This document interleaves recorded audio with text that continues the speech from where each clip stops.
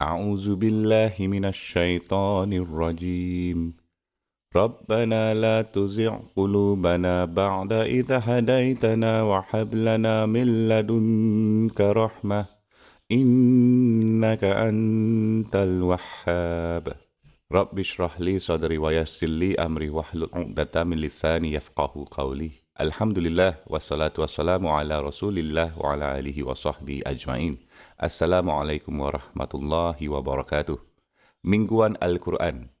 Hari ini dengan ayah ke-8 surah Al-Imran. Saya ingin berkongsi dengan anda beberapa renungan dari doa Al-Quran yang sangat kuat, hebat dan sangat indah ini. Kita bermohon pada Allah Subhanahu wa taala dan kita berkata, Rabbana la tuzigh qulubana. Saya pilih doa ini terutamanya dari semua ayat Al-Imran. Yang saya fikirkan yang mana ayat yang kita harus mulakan dalam siri ini. Saya pilih ayat ini kerana Ramadan sangat relevan dan tepat pada waktu untuk doa ini. Ya Rabb, jangan biarkan hati kita menyimpang. La tuzigh qulubana. Zagh dalam bahasa Arab adalah ketika sesuatu melengkung sedikit. Dan anda tidak sedar ia melengkung. Anda tahu seperti dulu-dulu mereka menggunakannya untuk penggali kubur. Yang mana mereka sepatutnya menggali segi 4 tepat, betul? Tapi anda tahu bila anda sedang leka menggali, anda tidak betul-betul mengikuti garis lurus. Jadi time siap lubang kubur, tengok-tengok condonglah pula kuburnya. Seperti anda tahu hampir-hampir seperti huruf C garisannya.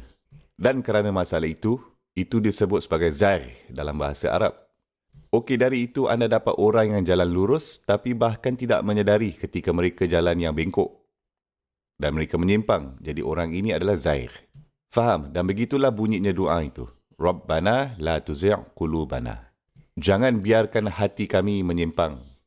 Dan anda kena faham, dan penyimpangan ini bukan seperti 90 darjah. Seperti anda jalan lurus, tiba-tiba anda belok kiri terus. Bukan macam tu sebenarnya. Hati ini apabila ia dekat dengan Allah Subhanahu wa taala, kemudian ia tidak jauh dari Allah Subhanahu wa taala dalam beberapa saat saja. Ia bergerak beberapa inci dari Allah Subhanahu wa taala sedikit demi sedikit demi sedikit demi sedikit. Dan kami sekarang meminta Allah Subhanahu wa taala untuk menerapkan langkah-langkah perlindungan supaya kita tidak perlahan-lahan tetapi pasti menjauhkan diri dari Allah tanpa menyedarinya. Dan sebelum anda mengetahuinya, tiba-tiba anda tidak lagi mempunyai rasa iman. Anda tahu ada di antara anda yang merasakan kedekatan dengan Allah Subhanahu wa taala pada bulan ini, bulan Ramadan yang sudah lama anda tidak rasakan. Dan anda berdoa, dan anda berada di masjid. Ada orang di sekitar anda. Ada seseorang yang membuat doa, dan mereka mula menangis. Dan kamu pula macam dapat tangkap perasaan itu, dan anda mula membuat doa kepada Allah, dan anda pun mula menangis. Dan kemudian anda seperti, saya harap saya selalu mempunyai perasaan macam ini. Apabila anda berkatakan kepada diri sendiri, Ya Allah, saya harap saya selalu mempunyai perasaan ini, itulah masanya untuk membuat doa ini.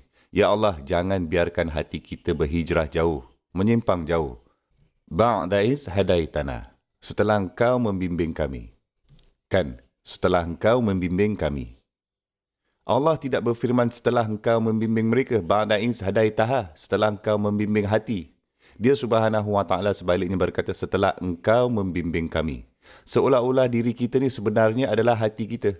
Jadi jika hati kita tidak menyimpang, maka kita sendiri, keseluruhan diri kita sendiri ini dibimbing. Sangat indah. Jadi Rabbana la tuzigh qulubana ba'da idh hadaitana. Maka dia Subhanahu wa taala berkata wahab lana min ladunka rahmah. Bahasa yang sangat hebat ini. Dia Subhanahu wa taala berkata kurniakan kami. Hibah dalam bahasa Arab adalah hadiah, pemberian. Wahabah kata kerja bermaksud memberi hadiah besar. Faham? Hadiah yang sangat-sangat besar. Ya Allah, beri kami kurniaan yang besar ini. Pemberian yang generous ini. Hadiah yang datang khas dari peti besi rahsia engkau. Sekarang saya menggunakan bahasa ini dengan teliti. Kerana perkataan ladun dalam bahasa Arab tidak hanya digunakan untuk sesuatu yang anda miliki. Tetapi sesuatu yang anda miliki secara diam-diam. Sesuatu yang anda miliki dalam koleksi peribadi anda. Yang tidak dapat dilihat oleh orang lain. Semasa anda menarik keluar sesuatu dari situ dan memberikannya kepada seseorang. Hadha min ladunni. Jika ada sesuatu yang anda miliki seperti ada sebagai pen di poket saya memberikannya kepada anda. Itu disebut sebagai hadha min indi. Itu dari aku. Dan indah juga digunakan dalam Al-Quran. Tapi apabila anda menjumpai ladun, ia sangat istimewa. Ia tidak biasa. Ia berasal dari beberapa rahmah rahsia dari Allah Subhanahu Wa Taala. Dengan kata lain, seolah-olah ini anda sedang berkata, Ya Allah, tolonglah dengarkan aku. Aku telah berpaling jauh dari kau sebelum ini. Masa dan masa dan masa lagi, selalu sangat. Aku telah menghampiri engkau dan kemudian aku berhijrah. Aku menghampiri engkau lagi dan aku berhijrah pergi lagi. Aku pernah melalui ini sebelum ini. Ini adalah satu kitaran untuk aku. Dan apabila anda memasuki satu kitaran, anda mula berfikir. Saya mula berfikir sendiri, ia akan berlaku lagi. Ia sangat biasa, ini bukan perkara baru. Dan itulah masanya untuk berdoa kepada Allah Subhanahu Wa Taala. Wahab lana min ladunka rahmah. Ya Allah, mesti ada senjata rahsia rahmah yang kau miliki. Bahawa kau akan memberikan aku kali ini, bahawa kitaran aku ini akan musnah. Bahawa aku sebenarnya akan terus berhijrah ke arah engkau sahaja. Dan hati aku tidak akan berpaling jauh lagi dari engkau. Faham?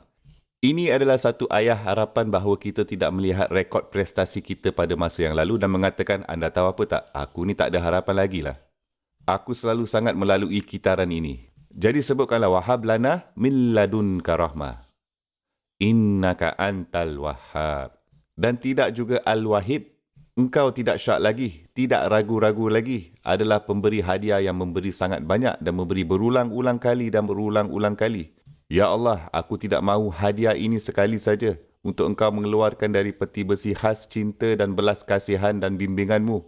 Dan untuk meluruskan hati aku. Aku tidak menginginkannya sekali. Aku tahu aku akan memerlukannya lagi esok. Dan aku akan memerlukannya lagi lusa. Dan aku akan memerlukannya bila-bila. Jadi aku memanggil kau.